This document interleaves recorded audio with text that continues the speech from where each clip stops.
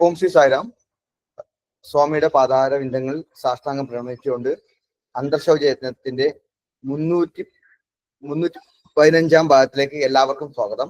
ഇന്ന് നമുക്ക് വേണ്ടി വായിക്കുന്നതും ഭജന പാടുന്നതും മിസ് ഗായത്രി ശ്രീകാന്താണ്. ഗായത്രി 3 ഓംകാരവും 3 സായി ഗായത്രിയും പറഞ്ഞുകൊണ്ട് ആരംഭിച്ചോളൂ. സായിരാം. ഓം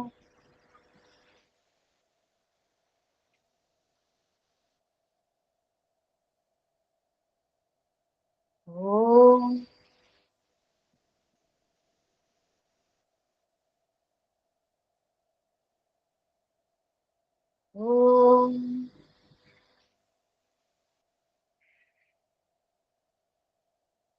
ഓം ഈശ്വരായ വിദ്മഹേ സത്യദേവായ ധീമഹി തന്നഃ സർവ പ്രചോദയാത്. ഓം ഈശ്വരായ വിദ്മഹേ സത്യദേവായ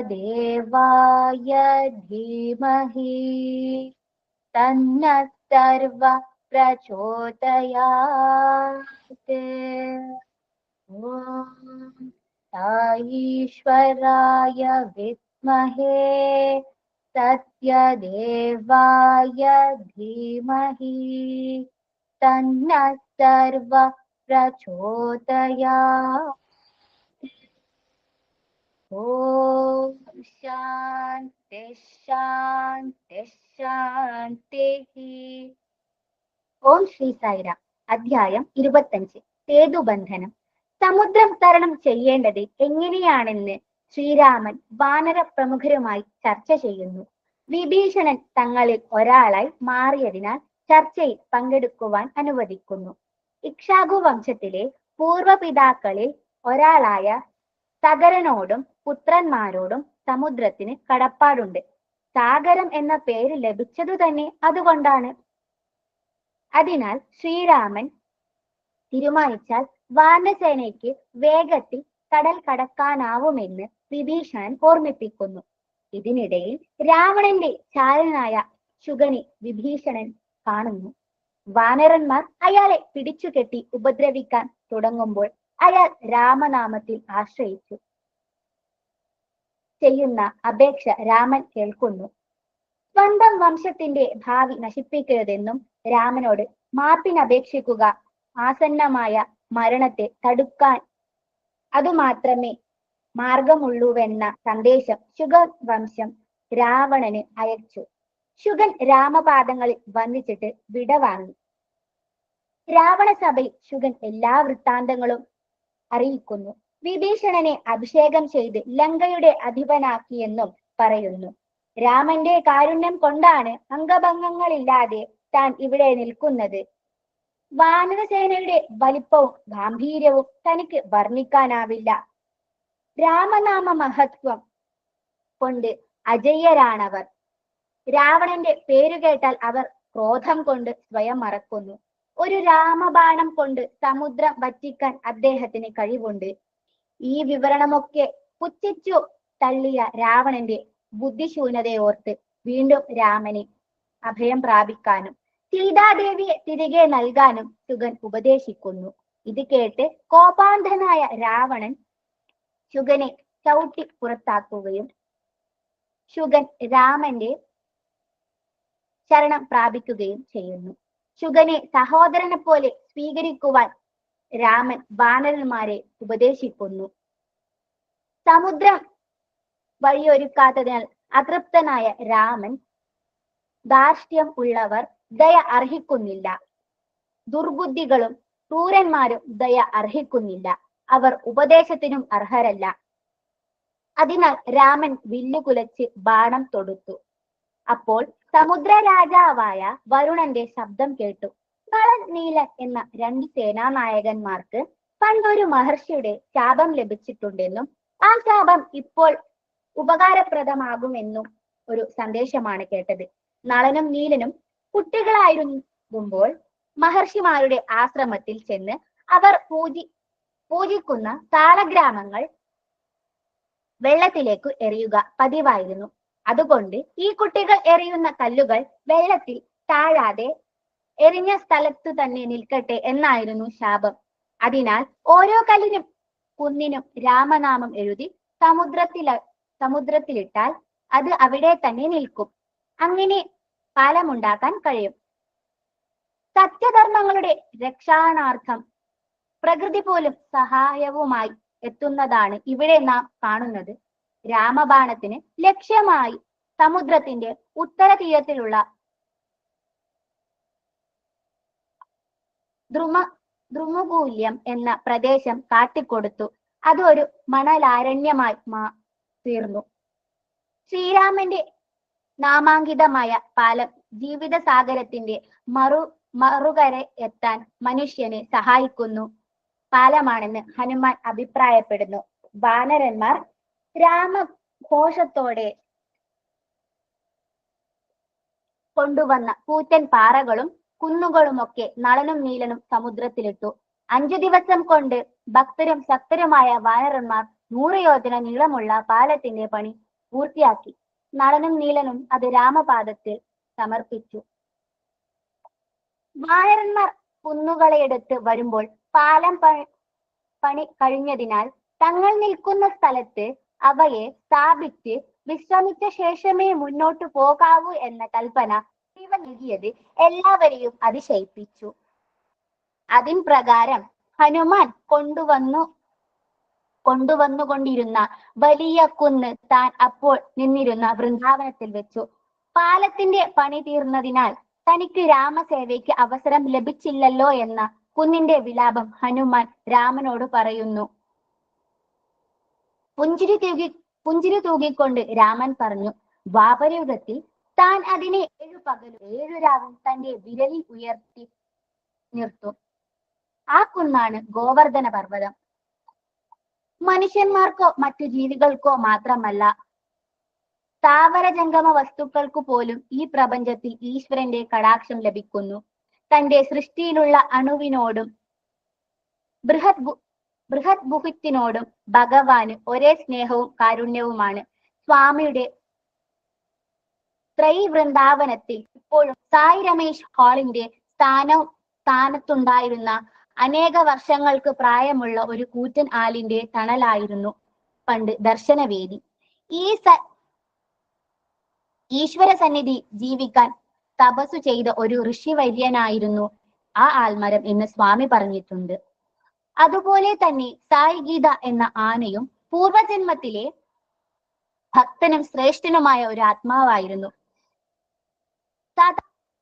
സനാതന ഹിന്ദു ധർമ്മത്തിൽ പ്രകൃതിയിലെ ചരാചരങ്ങൾക്കെല്ലാം പൂജനീയരായെന്നും ഈശ്വരന്റെ ഈ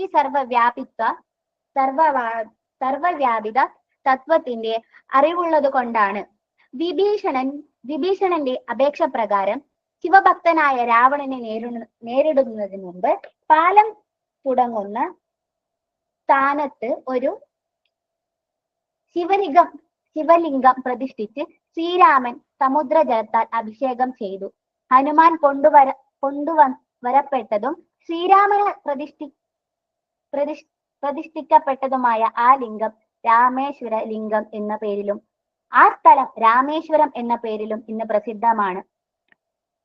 സമുദ്ര ലംഘനത്തിനായി പാലത്തിന് മുകളിലൂടെ വാനരസേന നടന്നു. ശ്രീരാമനെ ഹനുമാനും ലക്ഷ്മണനെ അംഗദനും തങ്ങളുടെ ചുമലിൽ വഹിച്ചു. അവരെ എല്ലാവരും ലങ്കയുടെ കോട്ടവാതിക്കലെത്തി. ആഹ്ലാദമത്തരാൽ വാനരന്മാർ കല്ലുകളും കൂറ്റൻ മരങ്ങളും കോട്ടമതിലുകളിന് മുന്നിൽ നഗരവീതിയിലേക്ക് എറിഞ്ഞു. കോപാവിഷ്ടനായ രാവണൻ അശുഭകരമെങ്കിലും 10 കണ്ഠങ്ങളിൽ കൂടിയും അലറി. എല്ലാ കണ്ഠങ്ങളിൽ നിന്നും ഒരേ സമയത്ത് സംസാരിച്ചു തുടങ്ങുമ്പോൾ മരണം ആസന്നമാണെന്ന ശാപവും രാവണന് ലഭിച്ചിട്ടുണ്ടായിരുന്നു. പക്ഷേ എത്ര ശ്രമിച്ചിട്ടും ബാക്കി 9 കണ്ഠങ്ങളെ നിയന്ത്രിക്കാൻ രാവണന് സാധിച്ചില്ല. ആപത്തിന് സമയമാകുമ്പോൾ വിവേകം നഷ്ടപ്പെടുന്നു. അതിനാൽ രാവണൻ ഈ മുന്നറിയിപ്പ് തള്ളി കളഞ്ഞു.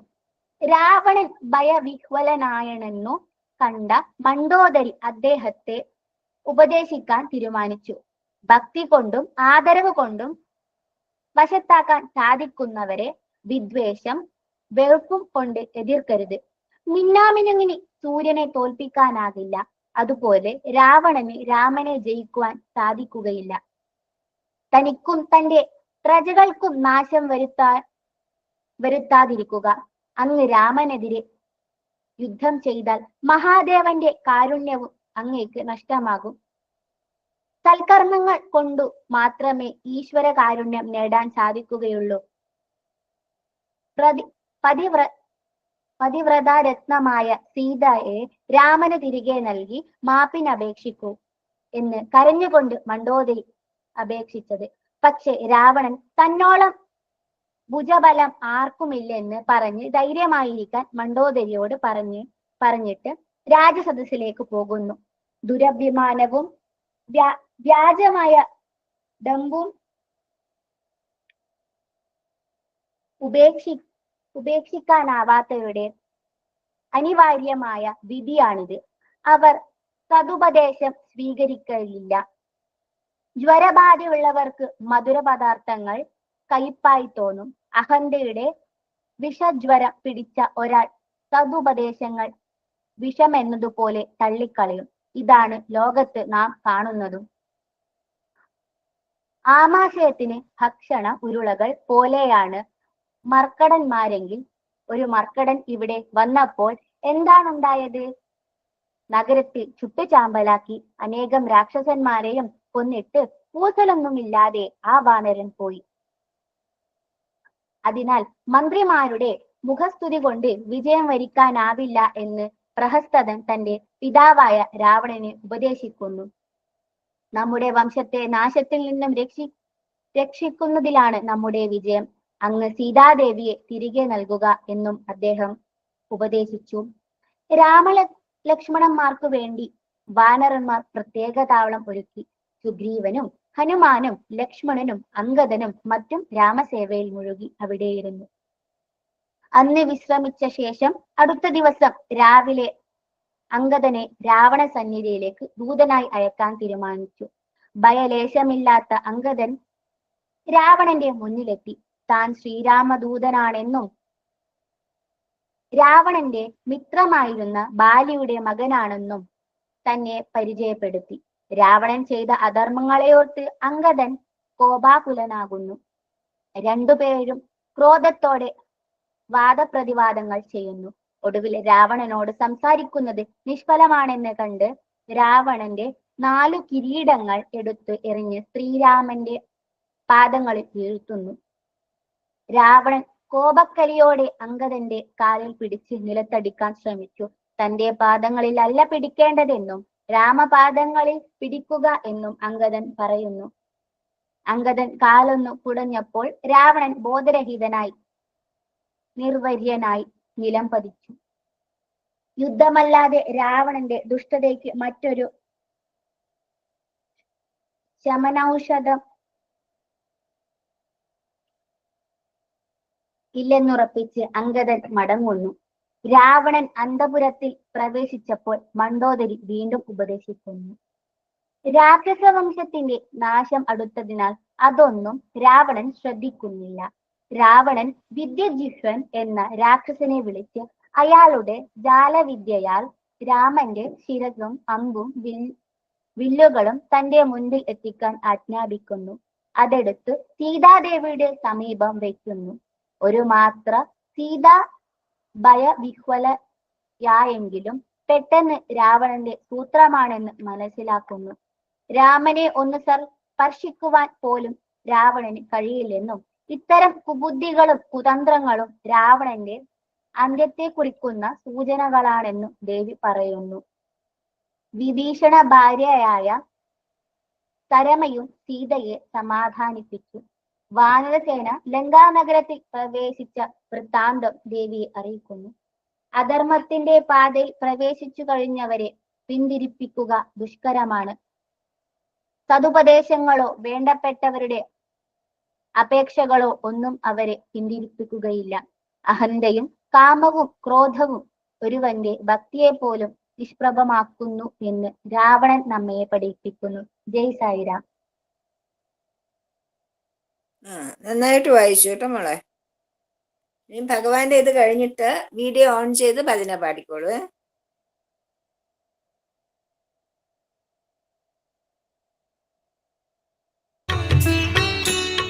గాడ్ ఈజ్ బ్యూటీ కనుకనే నేచర్ ఈజ్ బ్యూటీ అయిపోయింది. God is beauty, therefore nature is beautiful. కనుక భగవంతుని యొక్క స్వరూపమే ఈ ప్రకృతి యందు ప్రతిబింబిస్తూ ఉంటుండాలి. Therefore God is personified in this nature, reflected. ఇట్టి ప్రకృతిని పరమాత్మని యొక్క అనుమతి లేకుండా పొందడానికి ప్రయత్నించటము, తద్వారా విఫలము కావటము, తద్వారా అనేక విధములైనటువంటి కష్టములకు, నష్టములకు, దుఃఖములకు గురి కావటము రామాయణం చక్కగా ప్రబోధిస్తూ వచ్చింది. Ramayana teaches very well this principle. Without God's permission, man attempts to investigate the nature. Therefore he faces failure and put to loss and suffering. భగవంతుడైన రాములను విస్మరించి ప్రకృతిని ఆరాధించి ప్రకృతి స్వరూపమైనటువంటి సీతను పొందడానికి ప్రయత్నించాడు. They have forgotten Rama, God himself, and they wanted to exercise control, authority over the nature, Sita herself. భగవంతుని సొత్తైనటువంటి ఈ యొక్క ప్రకృతిని ఎవడు వశం కావించుకోవడానికి సాధ్యమవుతుంది? Nature is God's property. Who can exercise ఇది control? కేవలం ప్రకృతిని వశం గావించుకోవటం అనేటువంటిది ఒక అజ్ఞాన విషయమైనటువంటి విషయం. To have a control is a matter of ignorance. ఇది వశము గావించుటకు ఎవ్వరికీ సాధ్యము కాదు. No one can have control over కడపటికి nature. రావణుడి గతి ఏమైపోయింది? What happened to Ravana ultimately? తన కులమును, తమ సోదరులను, తమ పుత్రులను, తమ రాజ్యమును సర్వమును కూడాను భస్మం గావించుకున్నాడు. What happened to Ravana? He has ruined his kingdom. His brothers died, his sons died, his relations died. కనుకనే మొట్టమొదట ప్రకృతిని స్వాధీనం గావించుకోవడానికి పూర్వము భగవత్ అనుగ్రహాన్ని పాత్రుడు కావాలి. Therefore, we should receive God's grace first and then think of nature later.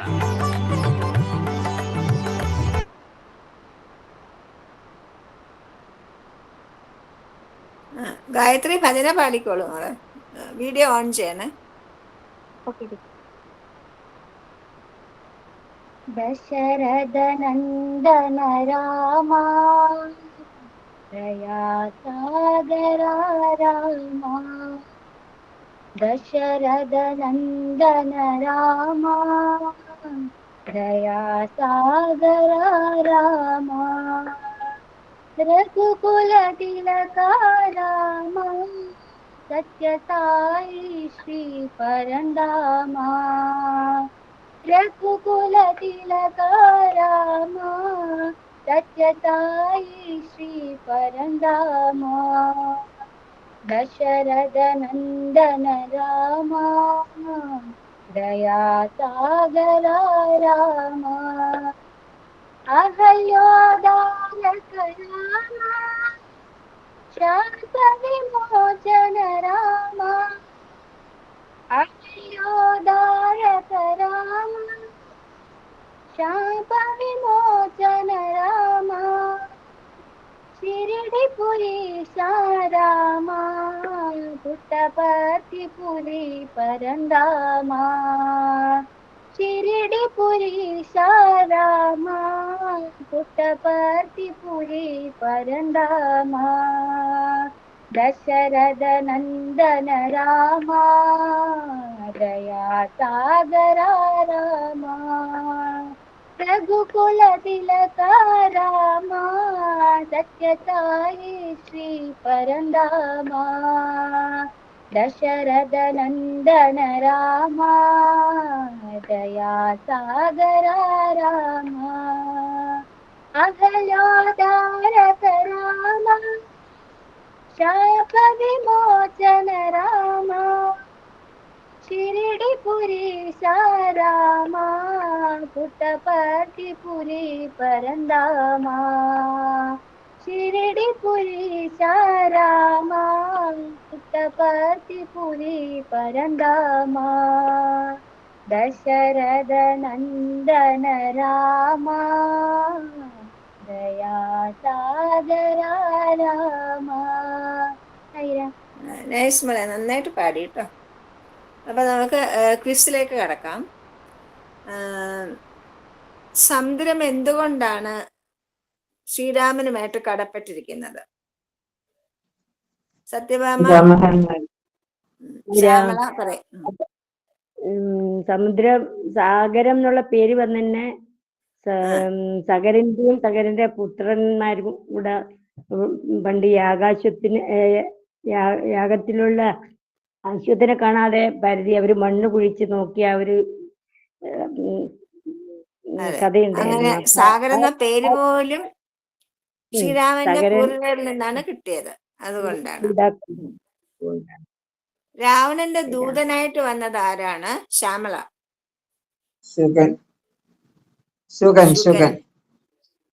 ശുഗൻ എന്ന രാക്ഷസൻ.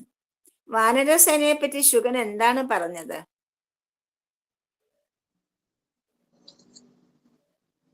സത്യഭാമ.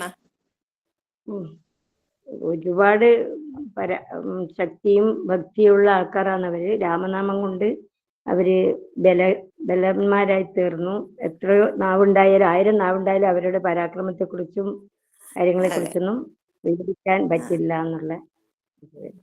രാവണൻ പുറത്താക്കിയപ്പോ ശുഗൻ എന്ത് ചെയ്തു? രാമന്റെ അടുത്തേക്ക് പോയി അഭയം പ്രാപിച്ചു. സമുദ്രലംഘനത്തിന് വരുണൻ അനുവദിക്കാത്തപ്പോ ശ്രീരാമൻ എന്ത് ചെയ്തു?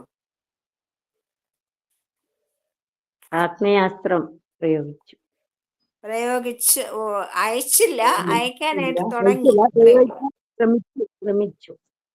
അപ്പോൾ പിന്നെ വരുണൻ എന്ത് ചെയ്തു? പെട്ടെന്ന് ഒരു ശബ്ദം, നളിനിയും നീലനും വിശ്വകർമ്മ പണ്ട് ഒരു മഹർഷിന്റെ അല്ല, വരുണൻ പ്രത്യക്ഷപ്പെട്ടിട്ട് പറഞ്ഞു, പിന്നെ ഈ അസ്ത്രം എങ്ങോട്ട് അയക്കാൻ പറഞ്ഞു? ആബീര വനത്തിലേക്ക്, ദ്രുമകുല്യം എന്നുള്ള ദ്വീപിലേക്ക് അയക്കാൻ പറഞ്ഞു. ആ ദ്വീപ് എന്തായി തീർന്നു? മണലാരണ്യമായി മാറി. അതെ. ബാണം അയക്കുന്നതിന് മുമ്പ് കേട്ട അശരീരി എന്തായിരുന്നു? അതാണ് പറഞ്ഞത്. നളനും ഒരു ശാപമുണ്ട്. ഇത് ശാപമോക്ഷത്തിനുള്ള കാരണമായിട്ട് ഉപയോഗിക്കാമെന്നും അവര് ഇടുന്ന കല്ലുകൾ അവര് സാളഗ്രാമം വെള്ളത്തിലെറിഞ്ഞത് കളഞ്ഞതുകൊണ്ട് മുനിമാര് ശപിച്ചിട്ടുണ്ട്. ഇടുന്ന കല്ലുകളൊന്നും വെള്ളത്തിൽ കാണുപോകില്ല എന്ന്. അപ്പൊ അവർക്ക് അത് ചെയ്യാൻ പറ്റും. സത്യഭാമ പറയൂ. 100 യോജന സമുദ്രത്തിലെ പാലം എത്ര ദിവസം കൊണ്ടാണ് നിർമ്മിച്ചത്? 5 ദിവസം കൊണ്ട്. 5 ദിവസം കൊണ്ട്. 5 ദിവസം കൊണ്ട്. എങ്ങനെയാണ് കല്ലുകൾ കൂടിച്ചേർന്ന് കിടന്നത്? കല്ലല്ല, കുന്നുകളും മറ്റും.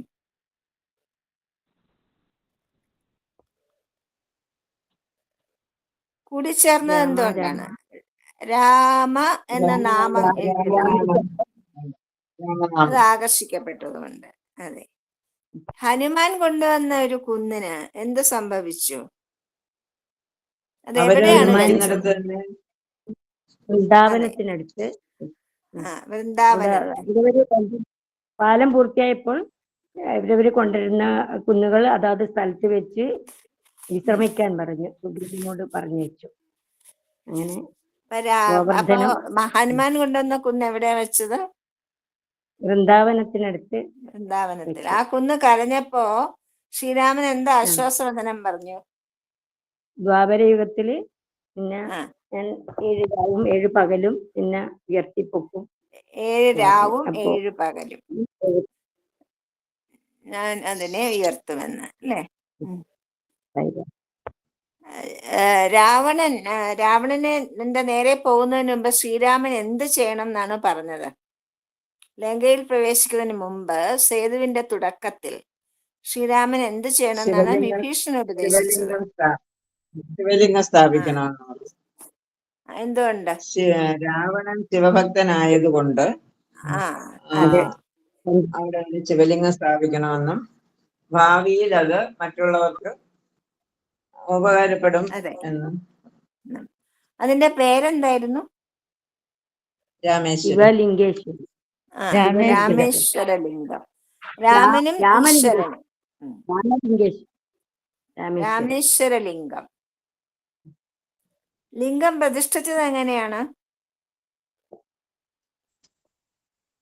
ലക്ഷ്മണനും ഹനുമാൻ രാമനും കൊണ്ടുവന്ന് വിഭീഷണനും കൂടെ ഹനുമാൻ കൊണ്ടുവന്ന വിശേഷ ലിംഗത്തെ ലക്ഷ്മണനും സുഗ്രീവനും കൊണ്ടുവന്ന സമുദ്രജലത്തിൽ അഭിഷേകം പിന്നെ അഭിഷേകം ചെയ്ത് സ്ഥാപിച്ചു.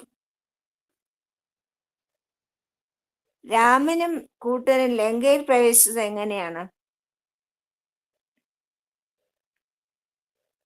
ഹനുമാന്റെ തൊഴിൽ ശ്രീരാമനും ലക്ഷ്മണന്റെ തൊഴിൽ ലക്ഷ്മണനും എന്നിട്ട് അവർ എല്ലാവരും നടന്ന് പോയി അല്ലെ. രാവണന്റെ 10 കണ്ഠങ്ങളിൽ കൂടി സംസാരിച്ചാൽ എന്തുണ്ടാകുമെന്ന ശാപമാണ് ലഭിച്ചത്? മരണം സംഭവിക്കും. മരണസമയം ആസന്നമായി എന്ന് അല്ലെ.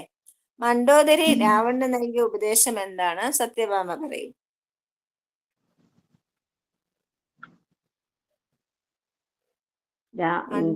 മണ്ഡോദരി രാവണന് നൽകിയ ഉപദേശം എന്ത്? സീതയെ രാമന് സമർപ്പിക്കുക.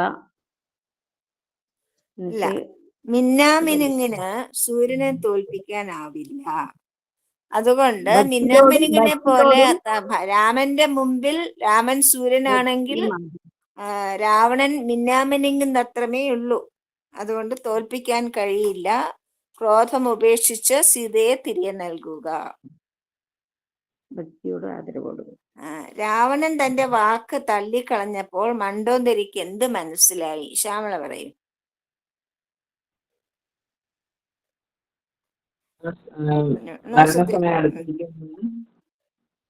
അതായത്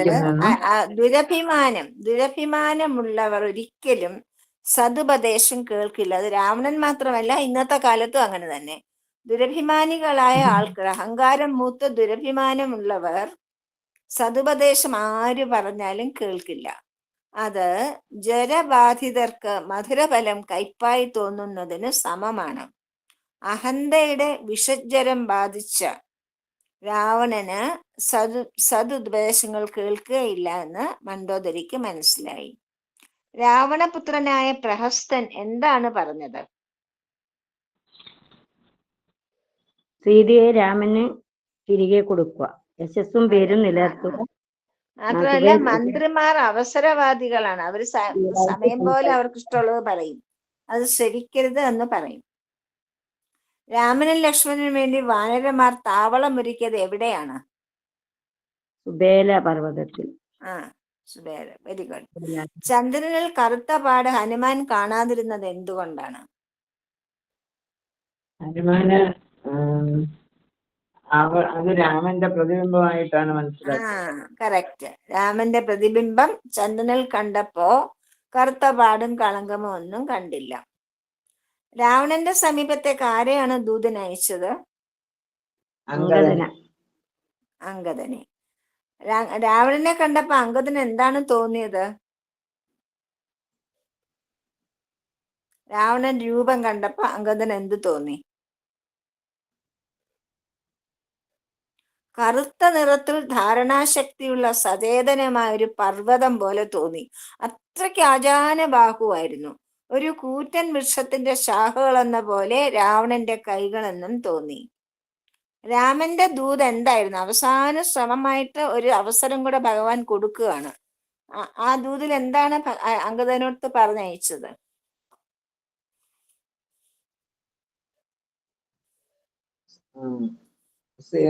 സീതയെ തിരിച്ചേൽപ്പിച്ചിട്ട് യുദ്ധം ഒഴിവാക്കാൻ. എങ്ങനത്തെ സീത? സർവലോക മാതാവായ ജനകപുത്രിയെ താങ്കൾ തട്ടിക്കൊണ്ടുവന്നു. താങ്കളുടെ അഹന്തയും കാമവും ദുരാശയും നിയന്ത്രിക്കാൻ കഴിഞ്ഞില്ല. കഴിഞ്ഞതൊക്കെ പോകട്ടെ. തന്റെ അധർമ്മത്തെ മനസ്സിലാക്കി ഞാൻ പറയുന്നത് പോലെ ചെയ്താൽ മാപ്പ് തരാം. ഒന്നുകിൽ ഞാൻ പറയുന്നത് പോലെ പ്രവർത്തിക്കുക, താങ്കളുടെ സ്വന്തം ഗോത്രത്തെയും ഈ അല്ലെങ്കിൽ താങ്കളെയും താങ്കളുടെ സ്വന്തം ഗോത്രത്തെയും ഈ മണ്ണിൽ കുഴിച്ചു മൂടുകയായിരിക്കും ഫലം. അംഗദന്റെ കാലിൽ പിടിച്ചു വീഴ്ത്താൻ ശ്രമിച്ചവർ ആരൊക്കെയാണ്? രാവണൻ. മേഘനാഥൻ, ദേവകാന്തൻ. 3 പേരും ശ്രമിച്ചിട്ട് പറ്റിയില്ല. രാമന്റെ ശിരസ്സും അമ്പുകളും ജാലവിദ്യ കൊണ്ട് ഉണ്ടാക്കിയത് ആരാണ്? വിദ്യുജ്ജുഹൻ വിദ്യുജിഹ്വൻ എന്ന രാക്ഷസൻ. അശോകവനിയിൽ സീതയുടെ അടുത്ത് രാമന്റെ ശിരസ്സുമായി എത്തിയപ്പോൾ സീത എന്ത് പറഞ്ഞു? ഇത് ആദ്യം മോഹിച്ചു പോയി. എന്നാലും ഇത് ജാലവിദ്യ കൊണ്ടുള്ളതാണ്. രാമനെ ആർക്കും തന്നെ 14 ലോകങ്ങളിലും ആർക്കും തന്നെ രാമനെ എതിർക്കാൻ പറ്റില്ല. അതെ. സീതയെ ആശ്വസിപ്പിച്ചത് ആരാണ്? സരമ. വിഭീഷണന്റെ സരമ ആരായിരുന്നു? വിഭീഷണന്റെ ഭാര്യ. സരമ എന്ത് പറഞ്ഞു? മാധവി, രാവണൻ സൂത്രശാലിയാണ്, അതുകൊണ്ട് രാവണൻ സൂത്രശാലിയാണ്, ചെയ്യുന്നതൊക്കെ ജാലവിദ്യയുമാണ്. രാമൻ വാനരസേനയോടുകൂടി ലങ്കയിൽ പ്രവേശിച്ചു കഴിഞ്ഞു എന്ന് പറഞ്ഞു. ജയ സായിരാം. ഗായത്രി സമസ്ത ലോക പറഞ്ഞോളൂ.